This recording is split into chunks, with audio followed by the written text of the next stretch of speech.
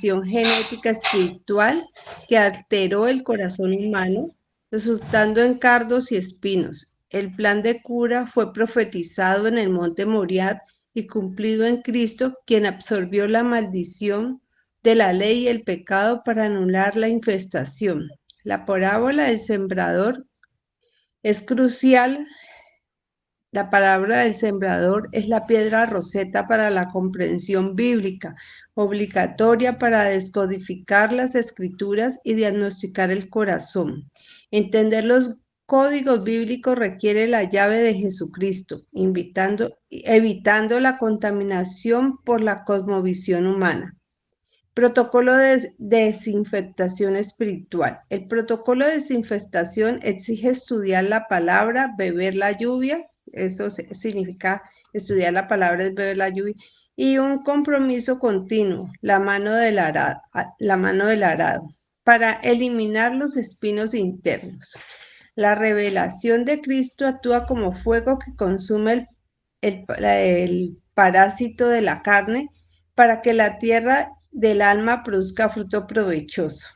Detalles. La naturaleza de la infestación en el corazón humano. El evento en el Edén se describe como una infestación, un organismo vivo alojado en el corazón que alteró la genética espiritual humana, resultando en frutos amargos, cardos, espinos y zarzas. La ley de Moisés fue introducida no como cura, sino como una herramienta de diagnóstico para rodear a la persona con mandamientos, pero sin erradicar el problema de raíz. El plan maestro para la cura de la infestación. El plan maestro para la cura fue revelado en el monte Moriah, cuando Abraham iba a sacrificar a Isaac, donde un carnero enredado en una zarza profetiza el cumplimiento de la solución. Isaac simboliza la humanidad condenada. La zarza es la infestación y el carnero representa el sustituto divino, cuyos cuernos, poder y autoridad están atrapados en la maldición. La abolición de la infestación a través de Cristo. La corona de espinas en la cabeza del carnero es una imagen de Cristo coronado con la maldición, absorbiendo la infestación del pecado y la ley para anular desde dentro. La eliminación de la infestación en las personas se logra a través de la luz o el fuego que consume los cardos y espinos, llevando a una transformación completa de la condición original. La petición de perdón y sabiduría espiritual, bueno, hemos visto eso, bueno, el reconocimiento de la autoridad espiritual de Cristo, el pastor Fernando lo hizo ayer, oramos, y la iglesia habló también de los 5 ministerios de Cristo. Identificó a la iglesia cristiana Jerreel como una iglesia apostólica porque Jesucristo, el apóstol, profeta, evangelista, maestro y el buen pastor, comenzó la obra. El Espíritu Santo, que es el Espíritu de Cristo, contiene toda bendición y el maestro que permite a las personas entender las verdades espirituales. Importancia crucial de la parábola del sembrador. Bueno, el sermón aborda el tercer estado del corazón infestado, los espinos, y enfatiza que la parábola del sembrador es la piedra roseta para la comprensión bíblica y un diagnóstico del corazón humano. Entender esta parábola es obligatoria para descodificar las demás escrituras y evitar desviaciones del camino. Descodificación e interpretación de las escrituras para estudiar la Biblia. Las personas deben entender la terminología y no chocar con el muro de paradigma escritural. La interpretación se logra con la lectura literal y la descodificación requiere entender los códigos, parábolas o proverbios, con la llave de Jesucristo. La vid verdadera y la contaminación del conocimiento humano. El pastor explicó que la vid significa el árbol de uva y Jesucristo es la vid verdadera que es necesario correlacionar con las escrituras para una lectura objetiva. intentar leer la Biblia como visión humana es como intentar aprender inglés desde la perspectiva del español, lo que contamina e infesta lo escrito con ignorancia.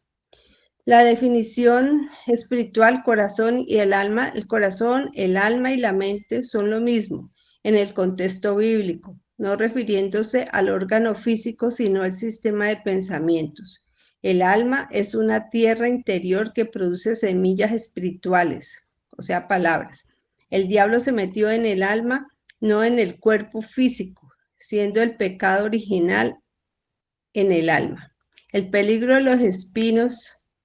En Marcos 4:7 describe cómo la semilla cayó en espinos, los cuales crecieron y ahogaron impidiendo el fruto. Los espinos que están dentro del interior de las personas son más peligrosos porque estrangulan la bendición, exigen un cambio de corazón, el cual Dios quiere dar. La parábola como herramienta de revelación y juicio. Las parábolas de Jesucristo siempre sirven para levantarse como un muro contra la ignorancia y el orgullo y como una puerta que solo se puede abrir con la llave de Jesucristo.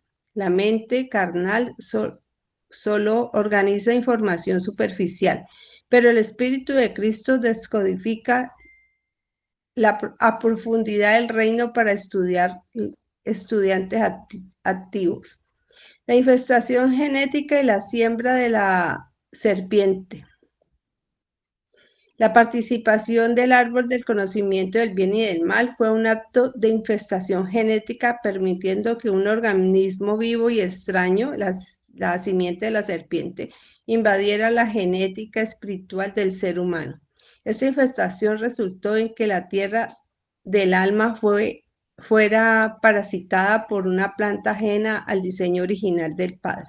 La retama y la naturaleza invasora de los cardos y espinos. El retamo o zarza fue maldecido por Dios porque es una planta invasora y dañina que ahoga, destruye y no permite que otras plantas nazcan. Posee una gran capacidad de reproducción y crecimiento rápido, centímetros por día, perdón. Y simboliza el árbol del conocimiento del bien y del mal. La ley y la futilidad de recoger frutos naturales. No se pueden recoger uvas de la zarza, lo que implica que no se puede obtener frutos espirituales de personas naturales, ya que estos frutos provienen de arriba. La ley mosaica no tiene poder para transformar ni salvar, sino solo revela lo malo o bueno, o a través de mandamientos restrictivos que produzcan la conciencia. La maldición por confianza a las propias fuerzas. Jeremías 17:5 declara que es maldito el hombre que confía en el hombre y pone por su brazo, apartando su corazón de Dios. Apartarse de Dios implica dejar de estudiar la Biblia y abandonar el proceso de la siembra, lo cual es comparable a dejar una obra a medias, que se convierte en ruinas. El olor de la falsa piedad. Ben-shui. El término hebreo Beuchin, Isaías 5, se refiere a las cosas que apestan, o uvas silvestres en estado de putrefacción, que simbolizan obras de la carne y frutos de una mente bajo la ley. Dios llama al pueblo de Israel su viña, pero las obras que producen son uvas agrias, que demuestran una incoherencia con lo que profesan. La solución legal y profética en el monte Moriah y el Calvario, la trayectoria de la desinfectación va del Edén, infestación al monte Moriah, solución legal profética. Y el Calvario, ejecución y absorción total. El cordero atrapado en la zarza en Génesis 22:13 tipifica a Jesucristo cuyo sacrificio quita el derecho legal de la ley sobre la humanidad. La absorción de la infestación y la mente de Cristo, la corona de espinas en la cabeza de Cristo, representa el cumplimiento exacto del carnero atrapado, donde cada espina es un mandamiento que hiere la conciencia. Cristo destruye el sistema de la zarza desde su interior desinfectando la mente de las personas a través de la palabra, la cual es la mente de Cristo y actúa como un software divino. La guerra del agricultor contra la infestación. Dios no negocia ni poda infestación, sino que decreta la erradicación total de cardos y espinos para rescatar su viña. Isaías 27:4. Agentes esterilizantes en Cristo, el agente esterilizante de Cristo cuya revelación es la luz de Israel, que actúa como fuego purificador que consume el parásito de la carne y la ley sin dañar la tierra, el ser humano. Protocolo de desinfectación a través de la palabra. El primer paso del protocolo, beber lluvia, que alegóricamente significa estudiar la palabra significa estudiar la palabra, lo cual actúa como un lavamiento del agua por la palabra que limpia a las personas. Efesios 5:26 y Juan 5:3. El segundo paso es la mano en el arado, permitiendo que la palabra abra surcos en la tierra endurecida del corazón y requiere un compromiso continuo, ya que quien mira atrás no es apto para el reino. El fruto de transformación espiritual, el tercer paso, es producir hierba provechosa, que es la manifestación del carácter de Cristo, y reemplaza las cosas que apestan. Uvas agrias, ¿no? Beshui. Unas uvas dulces. Los ministros son los obreros que deben usar la palabra, el arado, para que la tierra, el corazón, produzca frutos. El peligro de añorar la retama y la necesidad de dedicación espiritual. Se enfatizó que mirar hacia atrás al poner la mano en el arado hace que las personas no sean aptas para el reino de Dios, comparado al abandono de Dios con la deserción escolar. El trabajo espiritual puede aburrir y cansar a algunas personas que prefieren frutos ajenos en lugar de servir en obras. Mirar a través del mirar atrás es ceder el sistema de carne y la ley, lo cual abre la puerta para que la infestación genética regrese al corazón y se contrasta con la bendición de quienes confían en Jehová, quienes serán como un árbol plantado junto a las aguas.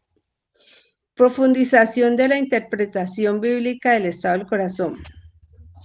Se comentó que antes la Biblia se leía como cuentos o como moralejas, ¿no? Pero no se profundizaba. Se destacó la importancia de comprender la infestación y la necesidad de examinar los 4 estados del corazón para sacar la maleza o el parásito que habita y se manifiesta en odio y maldad. El objetivo es mirarse a sí mismo, analizar el corazón y determinar en qué estado se encuentra, decidiendo entre la zarza o las uvas, lo cual implica entender los símbolos de los 2 árboles del bien y del mal y de la vida. La descodificación bíblica y el esfuerzo. Bueno, ahorita ya, hasta ahí, pastor. Gracias. Vamos a orar, por favor. Amado Padre Celestial, en esta mañana, con un corazón agradecido, Señor, nos presentamos delante de tu presencia, Padre, para pedirte perdón por nuestras malas acciones, Señor.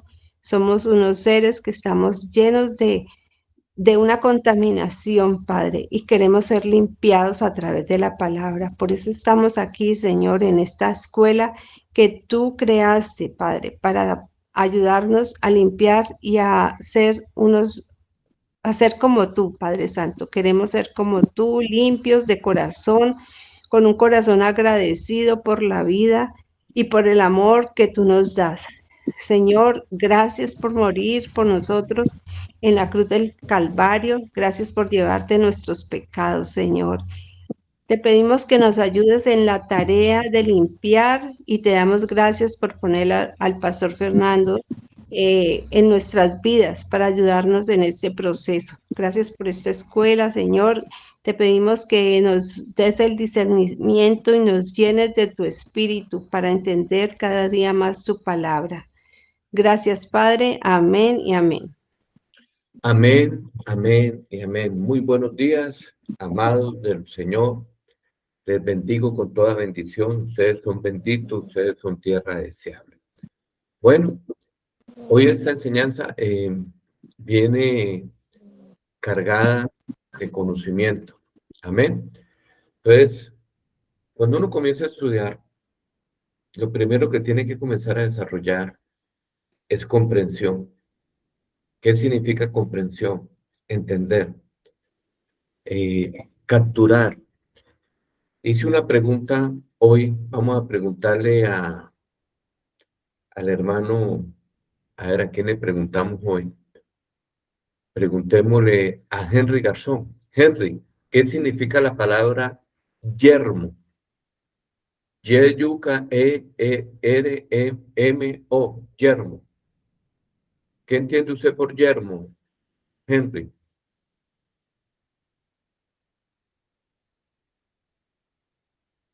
Bueno, no me contestaron. Preguntémosle a Martín Urrea. Martín, buenos días. ¿Qué significa la palabra yermo? Tampoco me contestaron. ¿Si están presentes? ¿Aló? Bueno, gloria a Dios. Bueno, le pregunté al pastor Jesús María de Yermo y él lo confundió con el yelmo de la salvación, con L, yelmo. Y le pregunté a la hermana Clara Inés y me dijo que era un brote. Y esa palabra se encuentra en la Biblia y es una palabra que se usa para describir el desierto. Entonces, ¿qué es el yermo? El yermo es una tierra, vamos a leerlo acá. La palabra yermo es como un paisaje que ha perdido su función. Es el significado principal, un yermo es un lugar de estéril, seco, sin vida o sin cultivo. Puede ser un terreno donde nada crece, como un desierto o una tierra abandonada. Ejemplo sencillo. La tierra estaba yermo, significa que no producía fruto, estaba seca e improductiva.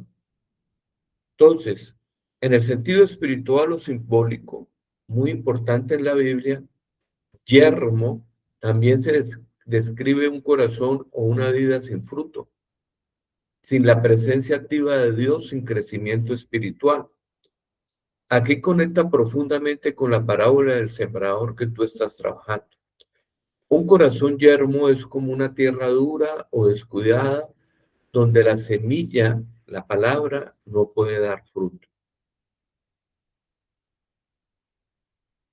Versículos afines. Lucas 64:10. Tus santas ciudades están desiertas, Sión es un desierto, Jerusalén es una soledad. Entonces, para traducirlo, es un yermo. Jeremías 2:6. Por tierra de desierto y de yermo, por tierra seca y de sombra de muerte. Entonces, si yo voy a estudiar la palabra de Dios, yo tengo que tener un conocimiento de las palabras. Yo no puedo permitir en mi vida, escúcheme muy bien, no puedo permitir en mi vida eh, interpretar. Yo debo descodificar, entender el concepto para poderlo explicar bien, o si no, me voy a confundir. Si yo confundo la palabra yelmo con yermo, entonces voy a pensar que es el yelmo de la salvación. O voy a pensar que es un brote, como decía la hermana Clarinés, y entonces, porque eso vino a mi mente y eso creía yo que era, pero no hice el estudio donde se me reveló que eso no era así. ¿Listo? Entonces, ¿por qué son estos estudios? Vamos a comenzar a desarrollar el concepto. ¿Qué son los conceptos? La idea clara de lo que se está hablando en cada tema. O si no, usted no va a comprender, no va a entender, no va a tener comprensión. Entonces, estoy hablando de lo que es parábola, muchas personas de pronto no me lo pueden contestar, porque tenemos que tener una idea clara de lo que es parábola.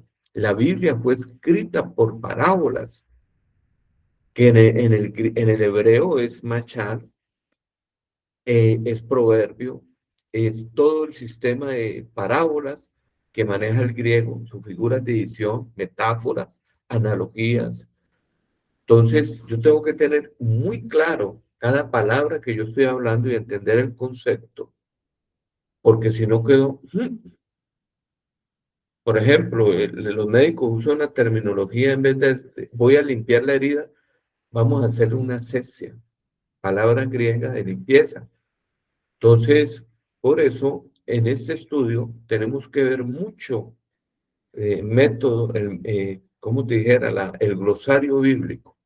Entonces, la parábola, vamos a leer, la parábola que el autor considera la piedra roseta de la escritura es la parábola del sembrador. Entonces, por ejemplo, ahí ya escribí la piedra roseta. Y entonces yo tengo que tener una idea de qué significa la piedra roseta. ¿Por qué el autor hizo una analogía? Una analogía es una comparación. Cuando Dios compara el agua con la palabra, también es una analogía o una parábola. ¿Por qué yo coloqué la analogía de la piedra roseta? Entonces, si yo estoy haciendo la investigación, yo tengo que saber qué es la piedra roseta, qué significa para la humanidad, cómo el hombre ha asociado la piedra roseta a su intelecto y qué significa en el ámbito científico la piedra roseta. Entonces, la piedra roseta significa una descodificación.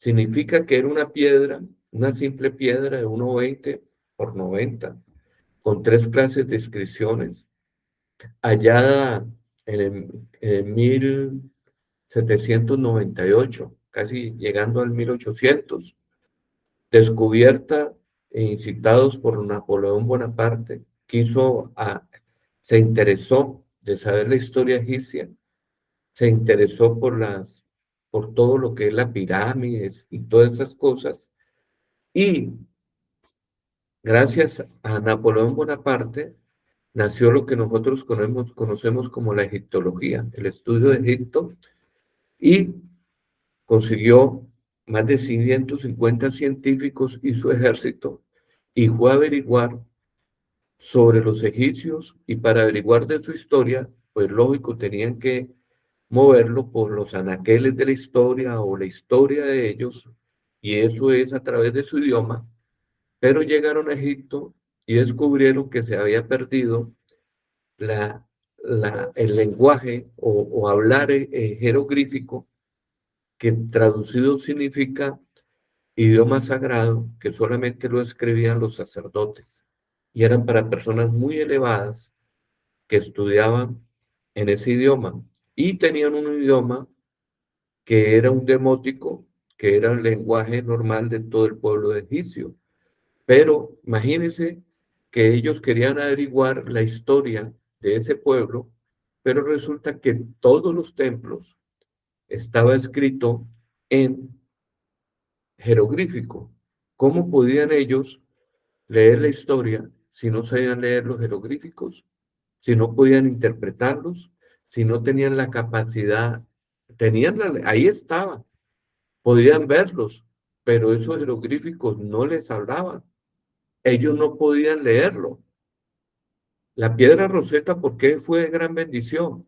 Porque estaba escrita en jeroglífico, demótico y griego.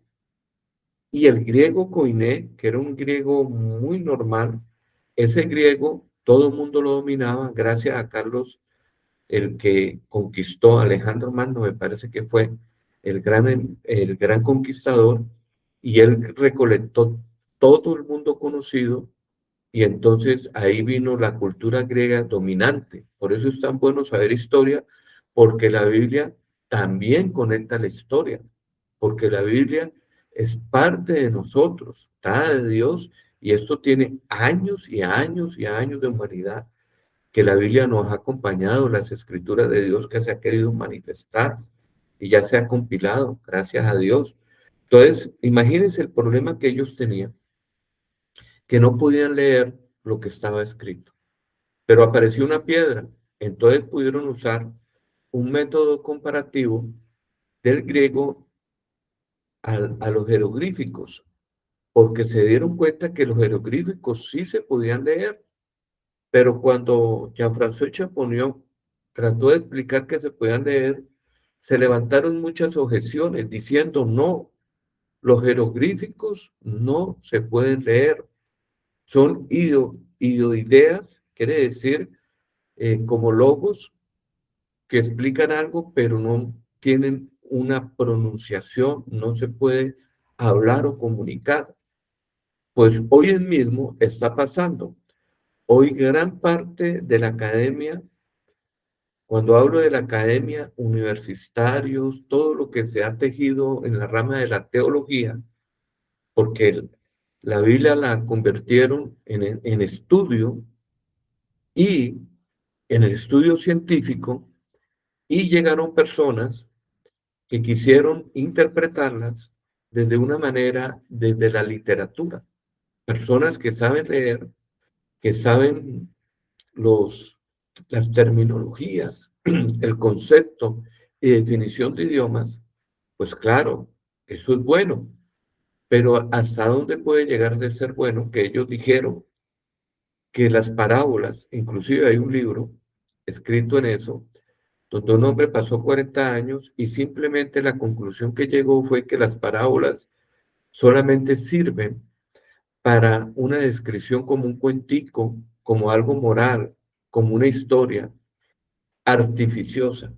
Y cuando se usa la palabra artificiosa, muchas personas creen que la parábola tienen conatos de mentira.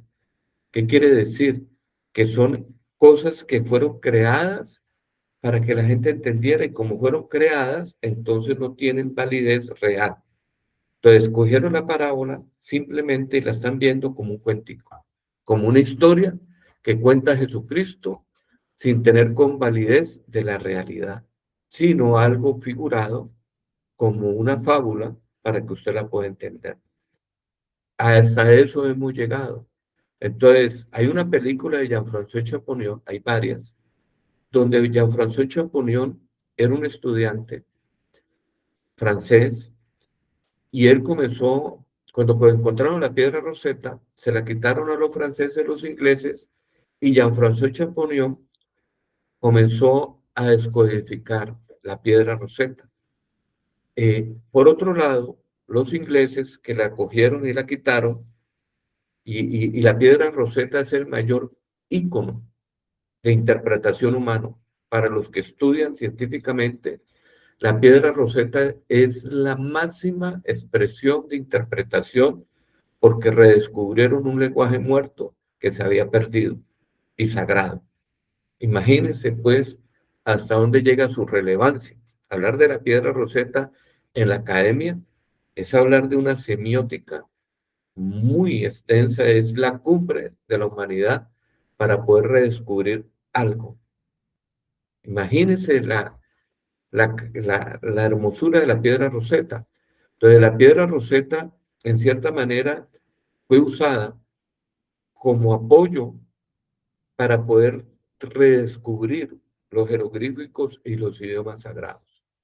Pero el que la redescubrió fue Jean-François Champollion y estuvo peleando contra los ingleses, donde estaba un hombre de apellido Yuan, que nada ni menos que es un científico que gracias a él, hoy en día, estas gafas que yo tengo, es causadas por él, por el estudio del ojo. Era un científico muy completo, un gran intérprete de enigmas, un gran descodificador, y le llevaron la piedra. Y él trató de mil maneras de hacer, de redescubrir este idioma, de colocar las palabras al revés, de hacer una cantidad de cosas en el método científico, y la piedra no le hablaba. Pero Jean-François Champollion era un hombre que cuando pequeño leyó la Biblia y tenía una pregunta. Y la pregunta era, ¿cuál fue la primera población humana? Él estaba interesadísimo de conocer quiénes fueron los primeros humanos, sus pueblos y sus idiomas, y tenía una facultad impresionante de aprender idiomas nuevos. Él sabía demótico, siendo francés, comenzó a estudiar lenguas muertas y estudiaba la Biblia. Entonces, cuando le llegó la piedra Rosetta, los calcantes de la piedra, porque la calcaron y se la llevaron, él pensó que sí era un idioma y fue a Egipto, no fue a Egipto, estuvo averiguando el demótico y gracias a los cristianos antiguos se pudo redescubrir los jeroglíficos, porque los cristianos antiguos egipcios tenían todavía demótico y eso permitió entender la sonación y aprendieron ese idioma y ahí nació la que es el estudio de los jeroglíficos y hoy en día se pueden leer. Pero eso lo hizo una persona creyente. ¿Por qué lo coloqué como analogía?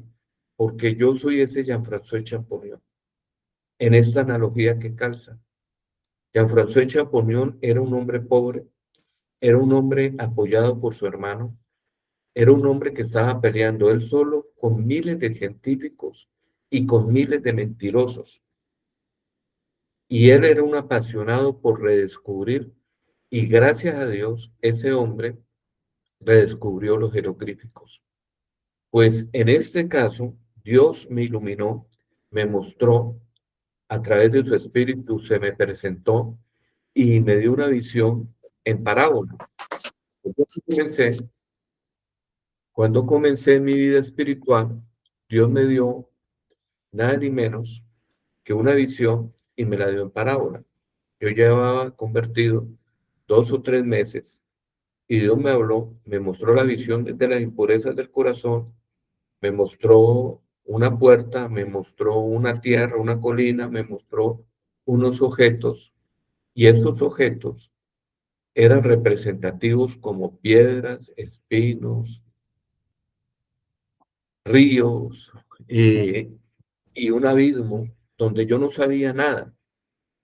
Entonces el Señor me fue guiando el Espíritu porque me atreví a preguntarle a Dios, Señor, el problema no es tu palabra, el problema no eres tú.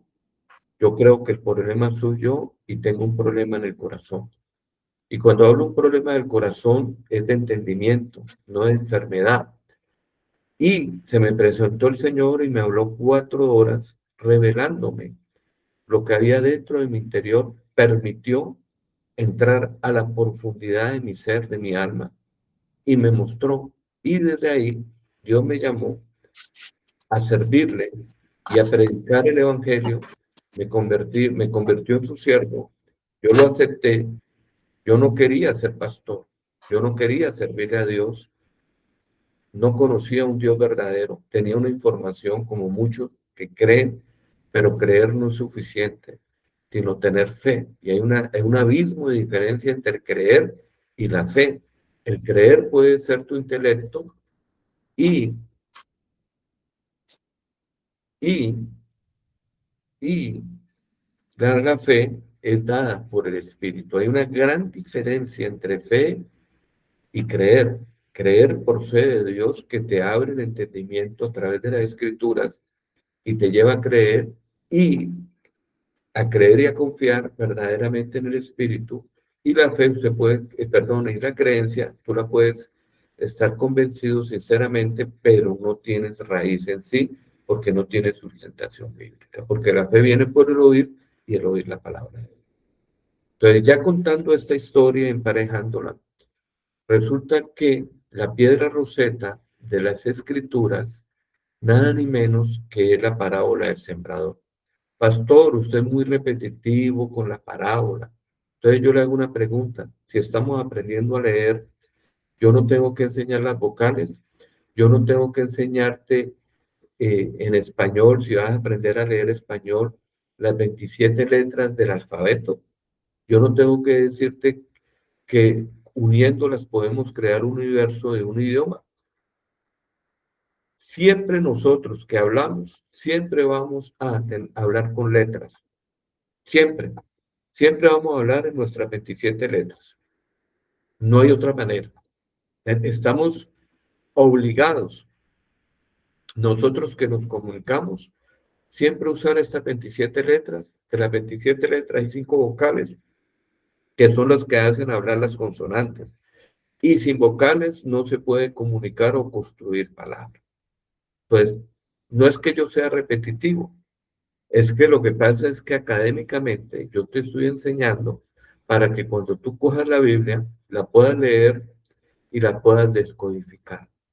Que no entres a leer la escritura desde una perspectiva sin conocimiento, porque entonces cuando leas yermo, en el antiguo vas a creer y lo vas a asociar con yelmo, o vas a creer que es un brote o lo que te venga a la cabeza, porque no hiciste la tarea de indagar y averiguar el concepto y definición de la palabra.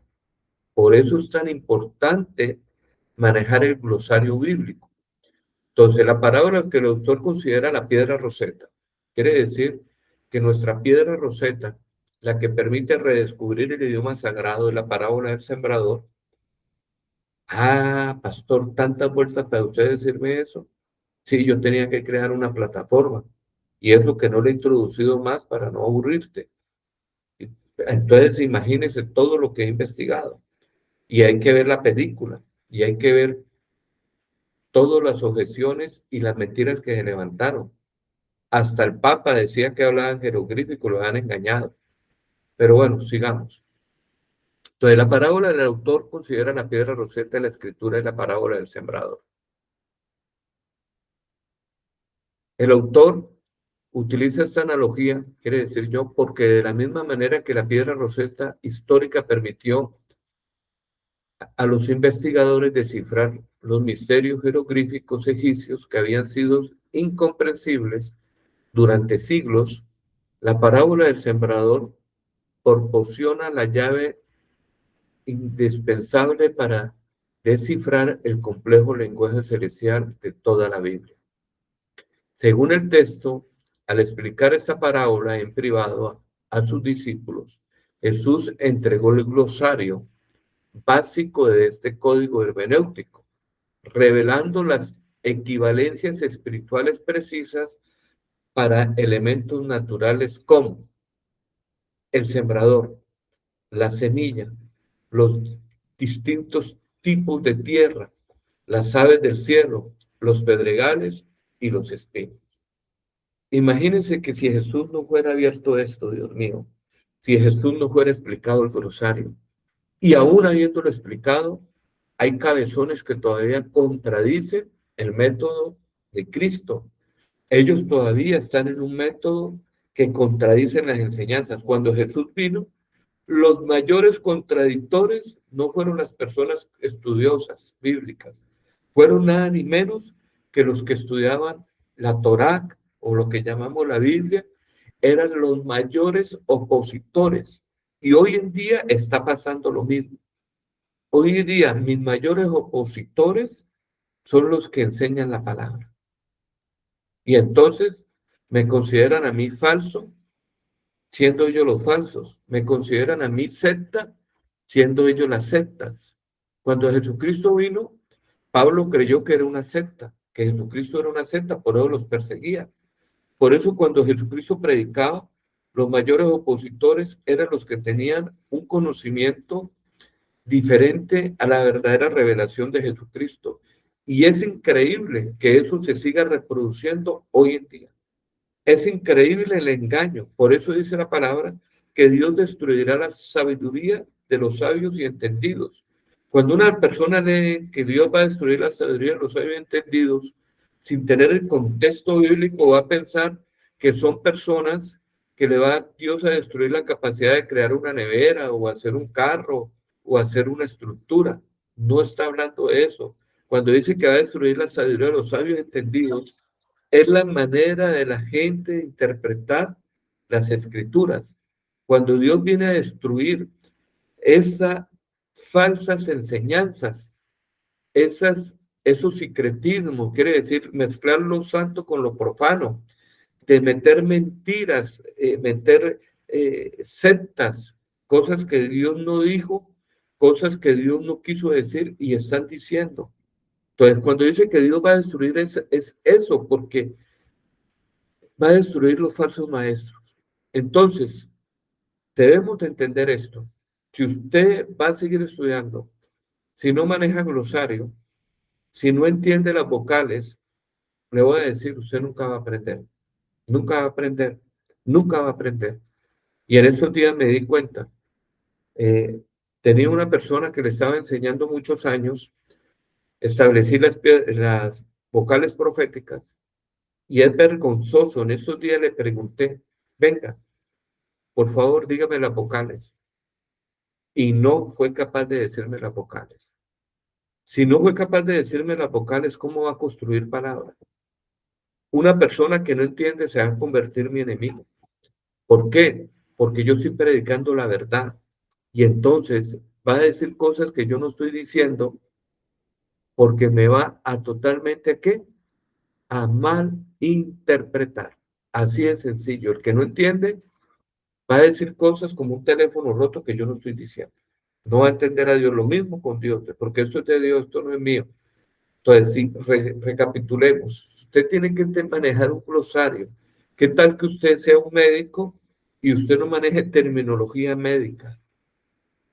Que usted no sepa los términos médicos. ¿Qué tal que usted sea un mecánico y usted no sepa ni el número ni de las llaves, ni cómo se llama cada llave con que usted va a trabajar, ni que usted sepa los elementos del motor?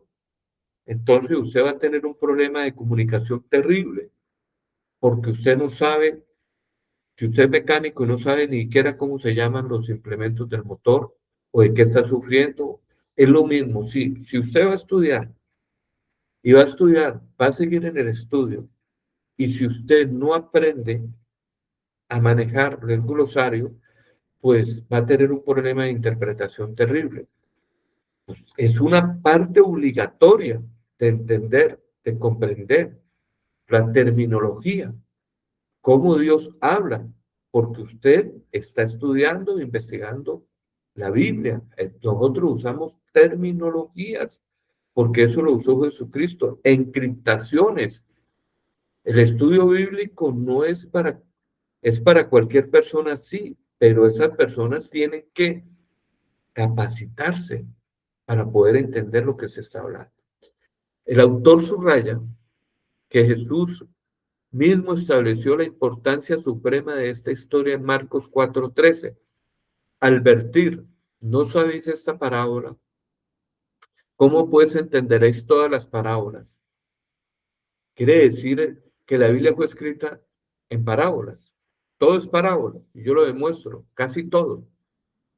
Y si uno no entiende ni siquiera el concepto de definición de parábola, y si uno no sabe que cada cosa tiene un peso, por ejemplo, si yo estoy estudiando las vocales y no sé qué es A, qué es E, qué es I, ni sé qué son vocales, pues voy a tener en confusión. Es lo mismo.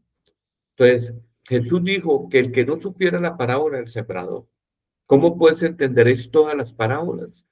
Tanto entender que lo que abre gran parte de la Biblia es la parábola del sembrador, es esa piedra roseta que vino el mismo Dios, porque Jesucristo es el mismo Dios, y dijo, mira, la semilla es equivalente igual a la palabra de Dios y la palabra soy yo.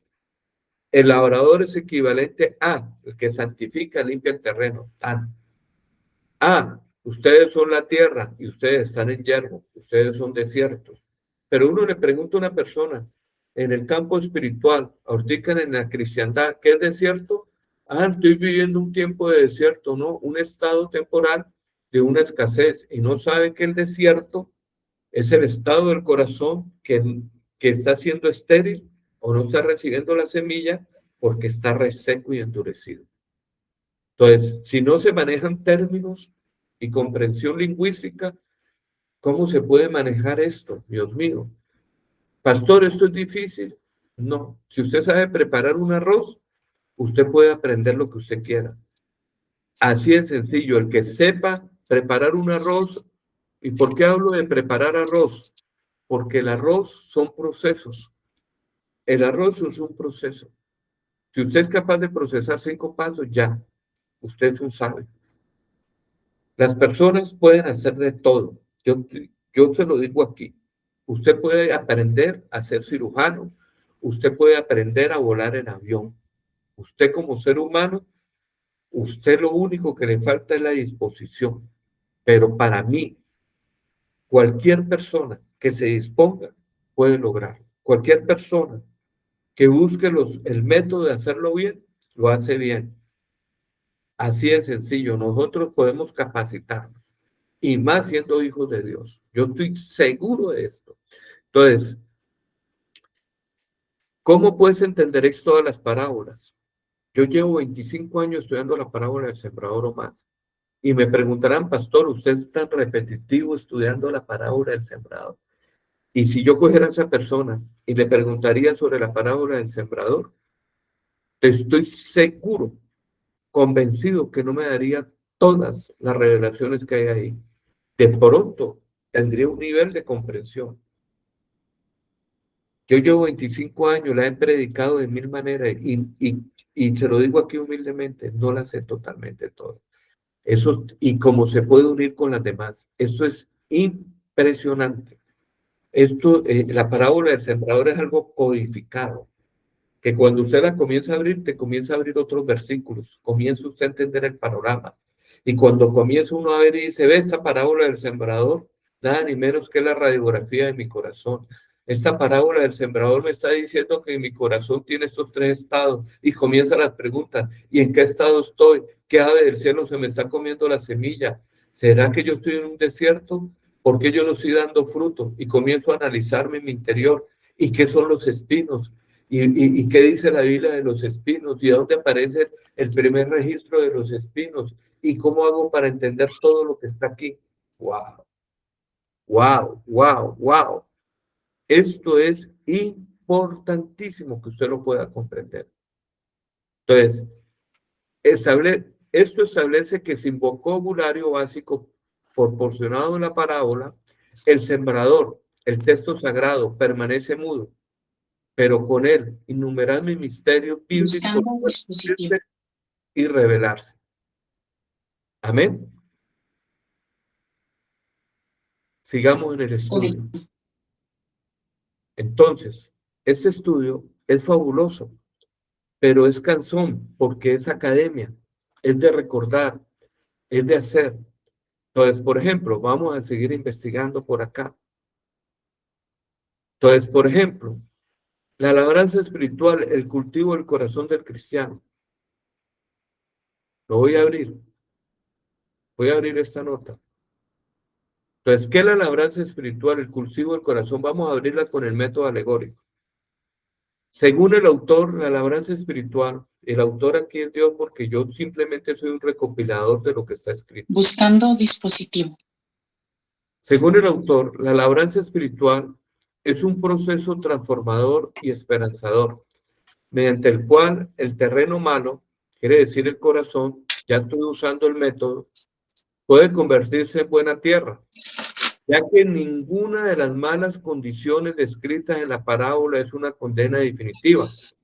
Este proceso es una obra conjunta donde el labrador divino, Dios, ofrece su labor y espera la cooperación voluntaria del corazón humano para lograr un cambio permanente. La preparación del terreno se realiza a través de 3 etapas fundamentales: el arado, quebrantamiento y arrepentimiento, que ya estuvimos leyendo el concepto de arrepentimiento y no es el concepto que nosotros manejamos en Colombia de arrepentirse, sino que la palabra en el idioma original es metanoia, que significa un cambio de mentalidad o un cambio de cultivo.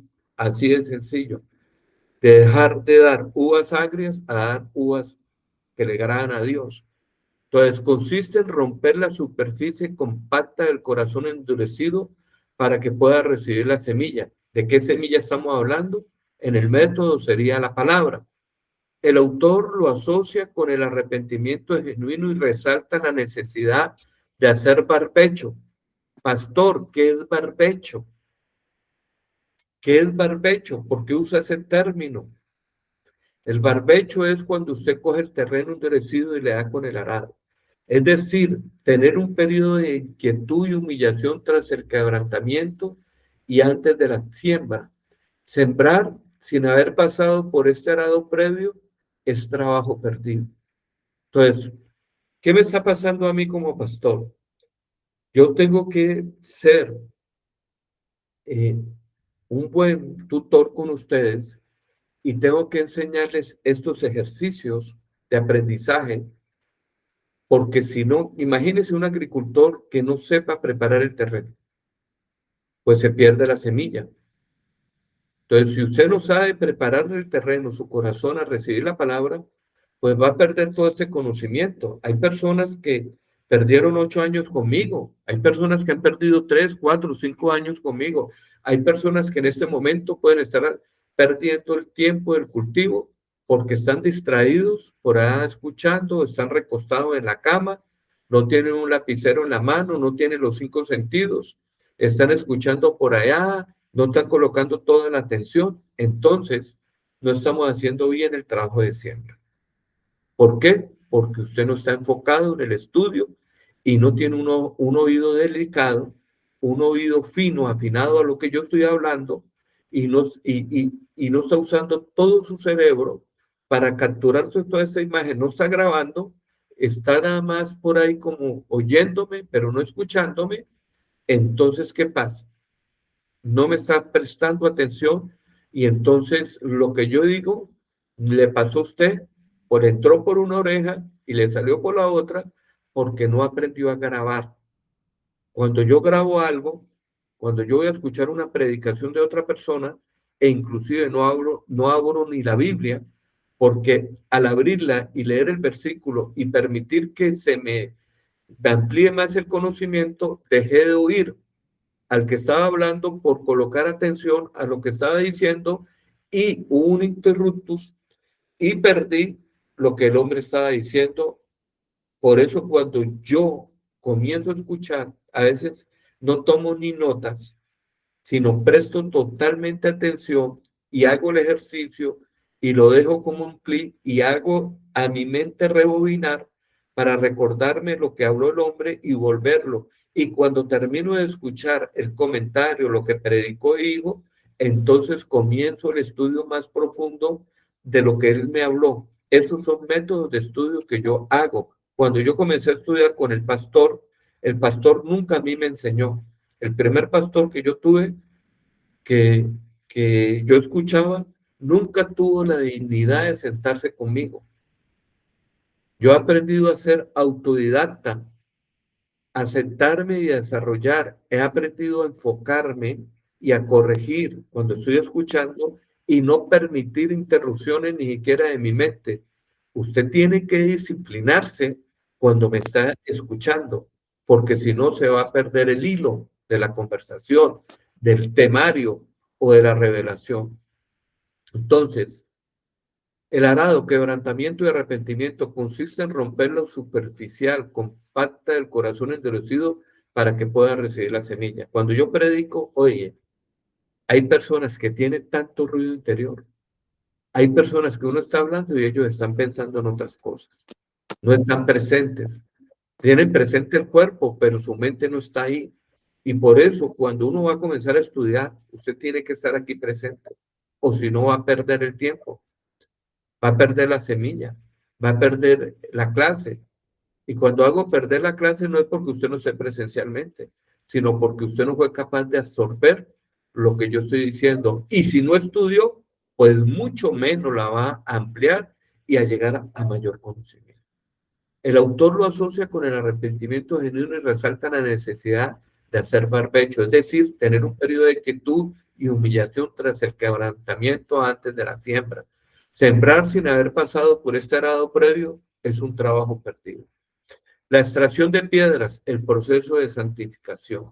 Se trata de un trabajo conjunto, progresivo, pacientes y a veces doloroso, dedicado a eliminar las obras de la carne o pecados que obstaculizan el crecimiento de la raíz espiritual. Es una labor para toda la vida cristiana, en las cuales las piedras se van sacando una a una a medida que el Espíritu Santo las expone a la luz de la palabra. ¿Qué quiere decir? Lo que estamos estudiando aquí, y estamos estudiando la parábola del sembrador, es un espejo de lo que está dentro de nuestro interior. Sabiendo que las piedras, en el sentido figurado, si la podemos ver, es el pecado, pero si lo podemos ver en el cultivo, cuando usted siembra la semilla, las piedras son un obstáculo, el pedregal, es un obstáculo para que se enraíce y crezca el árbol. Entonces, en cierta manera, si fuera con las mujeres, sería iomas, que no permite su embarazo. O entonces lo mismo, la tierra, si tiene muchas piedras, es como un condón, algo que no permite la germinación de lo que se quiere. Entonces las piedras son pecado y según esta teología, que es la santificación, porque cuando hablamos de la labranza es el proceso de santidad, es el proceso de limpieza del corazón, porque lo estamos viendo desde la metáfora o parábola agrícola. Entonces, gracias a Dios podemos remover piedras. Esto no lo están enseñando en las iglesias.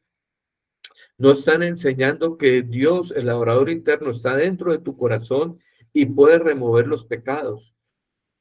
Cuando Dios me dio la visión, me ordenó coger las piedras y arrojarlas al abismo, y cada piedra tenía un nombre, y los nombres eran pecados. Jeremías 17:1, Pastor Jesús María. No te digas. Jeremías 17:1, voy a leerlo por ustedes. Mire cómo está el pecado dentro del corazón según Cristo. Jeremías 17:1. Por eso cuando nosotros estudiamos tenemos que sustentar todo. Dice, el pecado de Judá, escrito está con cincel de hierro y con punta de diamante, esculpido está en las tablas de su corazón y en los cuernos de sus altares.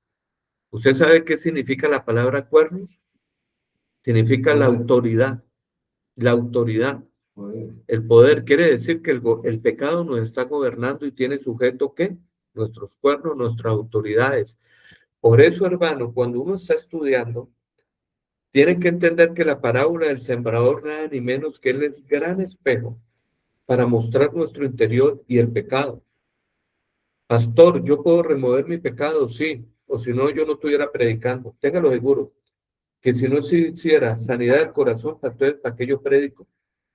Yo dejo de predicar, yo dejo de enseñar la palabra. Si Dios no sana el corazón, ¿no dice la palabra que Dios sanará la tierra? Entonces Dios sana la tierra, Dios entra dentro de tu corazón, no por algo poético. ¡Ay, tengo a Cristo en mi corazón! No, es que el problema es del corazón engañoso y perverso del corazón más que todas las cosas. Entra y están las piedras de tropiezo.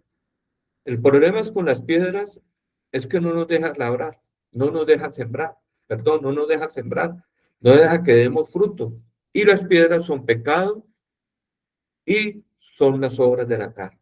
Esas obras de la carne hay que arrojarlas al abismo. Yo soy un convencido, yo lo sé, que Dios quita el pecado dentro del corazón. Pero pastor, escrito está que a través del sacrificio de Cristo, Cristo quitó mi pecado. Qué ingenuo usted. Vaya con ese manto de misa. ¿Usted está malinterpretando? Cristo murió para que la sangre derramada cayera sobre ti y para que el Santo Espíritu pudiera entrar a ti para que no te mate. Quitar el pecado. ¿Por qué entonces las personas cuando aceptan a Cristo todavía siguen con pecado? Porque no han dejado entrar al Cristo interior para que venga a cultivar y quitar el pecado interno. Entonces, cuando dice el que no confiese su pecado jamás prosperará. Pero ¿qué es confesar ahí? Es decir, tengo ese pecado, pero quiero que me lo quites. Y entonces dice la palabra en Miqueas 7:18, ¿quién Dios como tú que perdona el pecado remanente de su heredad? Y volverá a tener misericordia de nosotros y echará en lo profundo del mar nuestros pecados. ¿Cuándo son echados a lo profundo del mar nuestros pecados? Cuando se lo entregamos a Jesucristo, cuando dos se ponen de acuerdo en la tierra. Pero pastor, ponerse dos de acuerdo en la tierra no sería que yo me pongo de acuerdo con mi hermano para orar. No está diciendo eso. Si la tierra es el corazón, según el método de Cristo, ¿por qué vas a disociar lo que Dios está hablando a través del método alegórico? Cuando dos se ponen de acuerdo en la tierra, está diciendo, cuando dos se ponen de acuerdo dentro del corazón, ¿quién está dentro de ti? ¿Listo? ¿No lo dice la palabra? He aquí yo soy a la puerta. Entonces, cuando usted entiende ya, con el método alegórico, va a entender que hasta eso es parábola. Va a entender que usted tiene que ponerse de acuerdo, confesar su pecado y arrojarlo al abismo. Tienes que decirle a Dios que abra el abismo y comienza el proceso de santificación. Dios nunca te va a quitar una piedra si tú no le pides que te la quite. Por ejemplo, tengo rabia, tengo ira. Señor Jesucristo, hoy abro mi corazón.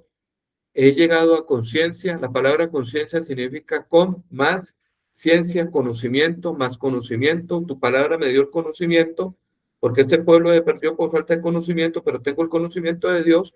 Entonces, Señor, ahora yo te pido, con el conocimiento de tu palabra, que me ha declarado que yo tengo pecado, lo he detectado mi enfermedad.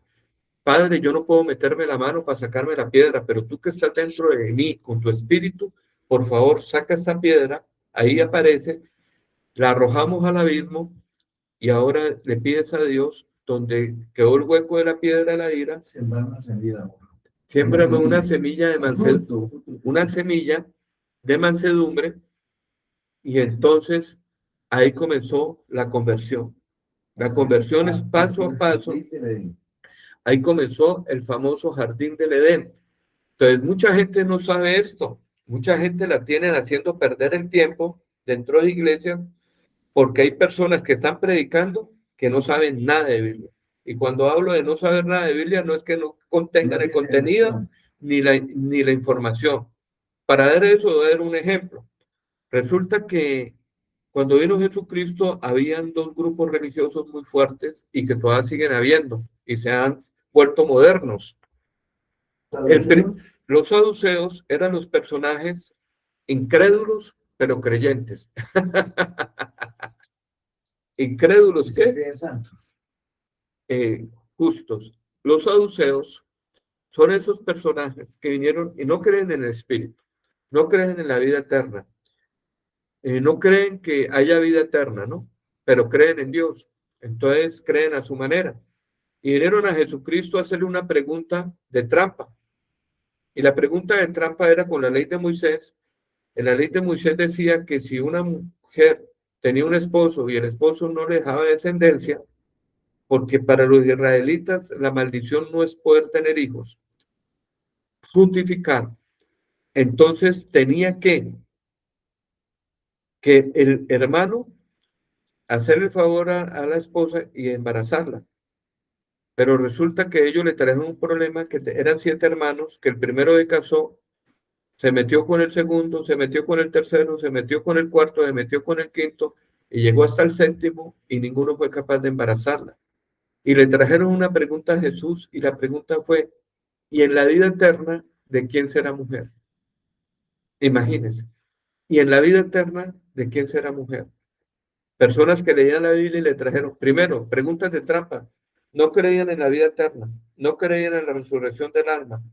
Y traen una pregunta que no creían. ¿Para qué trajeron eso? Pues nada ni menos que era el mayor trabalenguas para ellos y su caballito de batalla para que de pronto Jesucristo, ellos lo atrajeran a ellos y Cristo como si dijera, le diera el aval y dijera, no, ustedes están de acuerdo. Y Jesús le dijo, ignoráis las escrituras y el poder de Dios. Y cuando dijo ahí, ignoráis las escrituras, no es referente a tener conocimiento bíblico, sino es tener revelación, que es diferente a muchas cosas. Vean, en este momento le digo una verdad, hay mucha ignorancia en muchos grupos espirituales donde la semilla no la están abriendo, no hay palabra revelada. Y muchos de los que me están escuchando lo saben, porque han probado y han preguntado a las personas y no saben qué es el reino de Dios, no entienden para dónde va, no saben que son tierra, no saben que la palabra es semilla, no saben que tienen demonios, creen que los demonios no pueden entrar al corazón del hombre, no creen en qué, en piedras, no saben que son pecadores, no saben que están malditos, que maldita será la tierra por tu causa, espinos y cardos te producirá. No tienen ni idea de nada. Le colocaron una etiqueta de cristiano, congréguese los domingos, pero no saben que tienen que hacer un jardín del alma, que tienen que cambiar del desierto a paraíso. Isaías 51:3 dice, cambiaré tu desierto a paraíso.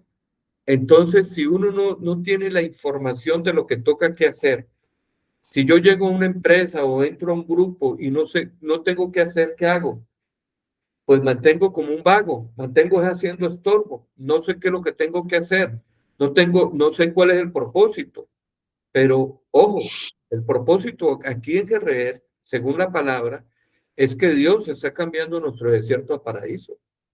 Dios está transformando nuestra vida y que cada palabra de Dios es una semilla, pero cada cosa que yo tengo dentro de mi corazón, si no la boto al abismo a través del Espíritu, entonces voy a tener ocupadas las cosas donde Dios va a sembrar mis cosas. Entonces, si yo tengo ira, ¿dónde Dios va a sembrar el amor? Si yo tengo odio, ¿dónde Dios va a sembrar el amor? Dios mío. Si yo tengo guerra, ira, ¿dónde Dios va a sembrar la paz? Entonces, resulta que el diablo minó el corazón, lo tiene mal sembrado con todo, y ese es el problema que tenemos hoy en día. La gente no sabe lo que tiene que hacer en Dios. Por eso estamos viendo hermanos cristianos que llevan 20, 30 años y todavía peleando con las piedras internas, todavía peleando con la maldición. No se le ha revelado que hay un Cristo que está dentro de usted, que usted tiene que ponerse de acuerdo. No se le ha revelado que usted tiene que trabajar con el Espíritu Santo dentro de su interior, que primero saca la viga dentro de ti para sacar la paja de otros. Primero, deja de estar predicando si no has hecho un proceso de santificación dentro de ti. Comienza a trabajar internamente. Y así hacen mucho. Al pastor Jesús María lo mandaron a predicar y él decía, pero venga, yo estoy predicando, pero yo no he sido transformado. Y eso está pasando. Y cuando una persona no está transformada, pues coge la curva, se va. Aquí, ¿sabe qué es lo que está pasando? Que mucha gente viene y coloca la mano en el arado y mira hacia atrás y se devuelve. Y esas personas, qué pesar, porque ya se les reveló el camino de la verdad, pero por su pereza o por el mundo que les llama, no quieren cultivar. A mí no me echen la culpa. Esa sangre no es sobre mí, porque yo estoy haciendo mi labor. Por eso necesito personas israelitas, sembradores de su corazón a través del Espíritu y la palabra. Por eso esta iglesia se llama Israel. Jesucristo siembra su reino. Amén. Paremos aquí para dejar tela para cortar para mañana y comentarios. Aleluya. Amén, amén y amén. Bueno, muy buenos días. Y pido perdón por mi tono. No crean que soy agresivo, sino es mi propia característica. Yo soy una persona tierna, gracias a Dios, pero cuando predico, el Espíritu viene a uno y le da esa fuerza. Amén. Gloria a Dios. Gloria a Dios. Hermana Clara Inés, por favor, corto, 4 o 5 minutos, resumido, Sí, señor. porque tengo que hacer ejercicio hoy. Bueno, pastor, buenos días. Bueno, la enseñanza de hoy, pues prácticamente es un llamado a que nosotros adquiramos el conocimiento y la aclaración de palabras. Hay muchos significados y hay palabras que se pueden utilizar de acuerdo al contexto. Entonces, una de las cosas que aprendí en la vida es que hay que buscar el significado de las palabras y pues obviamente nos hemos dado cuenta que la Biblia tiene un lenguaje, que Jesucristo habló en parábolas y es un método que él utilizó codificado, ¿sí? Donde cada cosa tiene un significado espiritual que no lo vemos a simple vista. Las leemos como cuentos, como moralejas, pero no se hace la parte espiritual, no se ahonda cuando no estudiamos. Entonces, allí es donde estamos fallando para tener los verdaderos conceptos de lo que Jesús quiso decir y de lo que la palabra de Dios nos quiere enseñar. Cada día que nosotros estamos aquí es un llamado al estudio, ¿cierto? Yo no puedo estar leyendo o hablando de algo del cual no tengo pleno conocimiento. Por eso le pedimos siempre al Espíritu Santo que nos abra el entendimiento para poder comprender las palabras. Hay mucha gente que dice, me he leído la Biblia 4 veces, pero no la han entendido. Y es porque no tienen los códigos de interpretación o la revelación del Espíritu Santo, que es lo más importante. Entonces, el llamado es a eso, hermanos, a que nos pongamos a estudiar juiciosos y a no quedarnos con dudas o palabras mal entendidas que a veces no sabemos qué significa y le damos nosotros mismos el significado. Y lo vimos cuando uno se propone, como lo hizo el francés que descodificó la piedra Rosetta, champiñón, algo así. Él perseveró hasta que descubrió el verdadero significado de lo que allí decía. 20 No tanto años por, duró. no tanto por la importancia del mensaje de lo que había, sino de saber interpretar o saber qué significaba cada jeroglífico y que abrió la puerta para poder leer otros escritos. Entonces, así es el llamado de hoy. Pues eso es lo que sentí, pastor.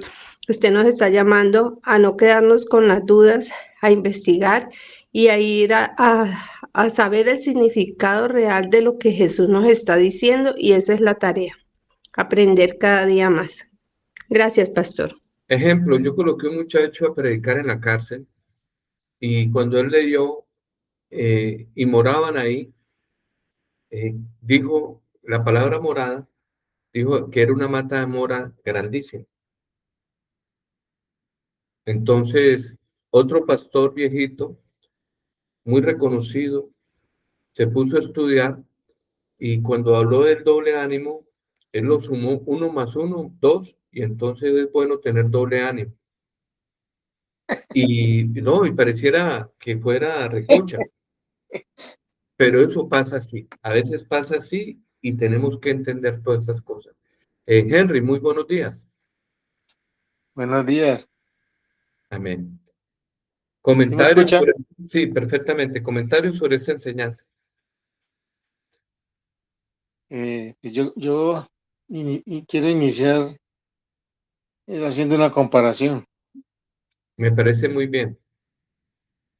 Pues en realidad cuando nosotros, hablando en el tema de cuando uno es niño que entra y que está en la secundaria, para poder desarrollar problemas matemáticos, nos tocaba la regla de oro que eran las tablas. Igual cuando llegamos a la secundaria, para desarrollar temas químicos, había que aprenderse los símbolos químicos, la tabla periódica. Entonces yo hago una comparación de de la piedra Rosetta con como algo así parecido para poder descodificar La Biblia. y para poder entender los códigos reales que están dentro de la palabra. Y yo estando en Ecuador, estando meditando en el libro de Job, pude descodificar un poco porque el Señor me llevó a entender que en los nombres de los amigos de Job hay unos códigos, pero yo hasta ahora es que vengo a entender mm, que para poder darle el- la idea que Jesús quiso decir, por decir así, porque por eso es que salimos interpretando, no, yo pienso que es así, yo creo que es así, o la interpretación humana, ¿no? Y entonces Sí, por eso es el desvío, por eso es el desvío y diferentes doctrinas que lo llevan a uno a la religión evangélica, a ser un creyente de, como decía usted, sin la revelación, sin el conocimiento pleno, para poder avanzar, porque en realidad si no tenemos este concepto de lo que es sembrar, lo que es tierra, lo que es... entonces estamos estancados, es un completo confusión, es una confusión total, en donde estamos queriendo avanzar, pero no podemos por esta causa, que no hemos entendido que el labrador quiere labrar esta tierra, que somos nosotros. Amén. Como en la matemática, los números dígitos del 0 al 9, en los números enteros, siempre lo vamos a usar en numerología. Cuando usted va a colocar un valor, siempre va a estar los números. Gracias, Henry. Muy bueno el aporte. Beatriz, muy buenos días, Israel. Tardes.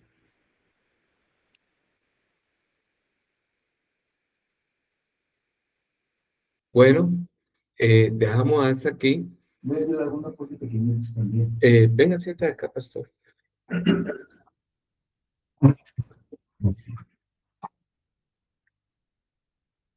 Hoy hubo varios temas interesantes, pero voy a tocar uno pequeñito dentro de los temas de hoy que habló el pastor Fernando sobre la piedra roseta.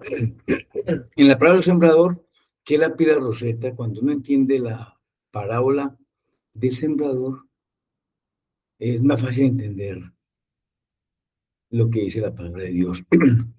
En la parábola del sembrador hay 4 estados del corazón y es lo que nosotros tenemos que entrar a estudiar. ¿Cuál es cada estado del corazón?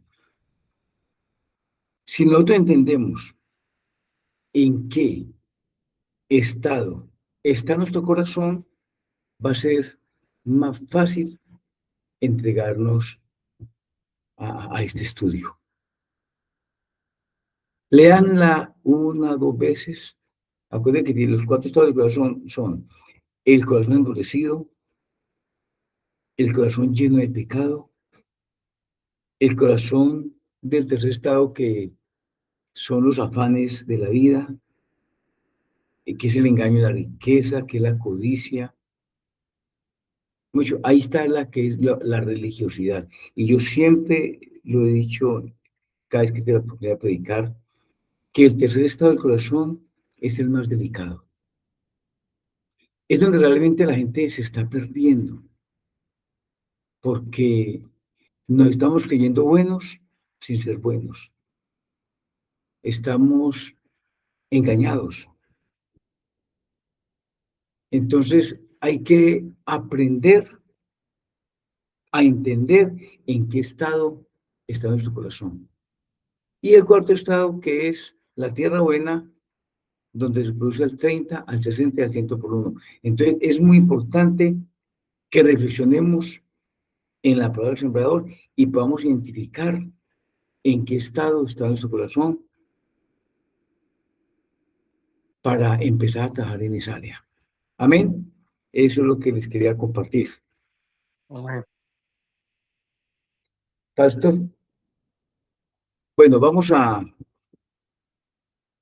terminar la reunión con oración. Padre, gracias. Espíritu Santo de Dios, gracias. Señor Jesús, gracias. Gracias por este momento tan maravilloso que tú nos das o que tú permites. Que podamos disponer nuestro corazón para estudiar tu palabra, para enriquecernos. Padre, gracias por este tiempo. Hoy, Padre, nos presentamos delante de ti con un corazón gozoso de poder empezar a entender tus misterios. Gracias por el tutor que nos ha dado para ayudarnos a entender tu mensaje. Padre, gracias. Gracias por todo lo que está haciendo en nuestra vida. Gracias, Padre, por preparar nuestro corazón. Gracias, Padre, por todas las bendiciones recibidas. Padre, no permitas que el enemigo nos confunda, que el enemigo nos distraiga. Danos concentración y danos revelación de tu palabra. Amado Padre, para ti es toda la honra, para ti es toda la gloria y para ti es toda nuestra oración. Amén y amén.